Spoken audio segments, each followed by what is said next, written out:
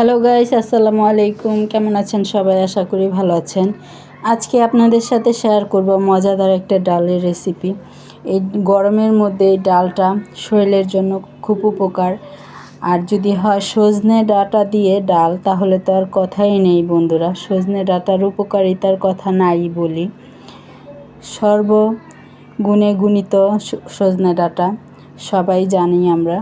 তো আজকে সজনে ডাঁটা দিয়ে ডাল রান্না করব।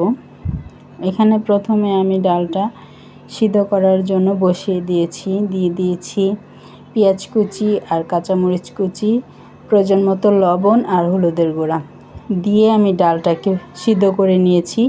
সিদ্ধ করে এখন ডালটাকে আমি ঘুটিয়ে নিব ভালো করে। একদম ঘুটিয়ে নিয়ে দেখেন গোটানো হয়ে গেছে।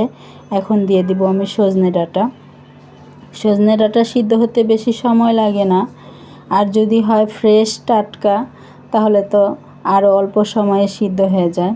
সজনে ডাঁটাগুলি দিয়ে আমি 5 মিনিটের মধ্যে একটু সিদ্ধ করে নেব। সজনে ডাঁটা সিদ্ধ হয়ে গেছে, এখন আমি ডালটা বাগার দিয়ে নেব।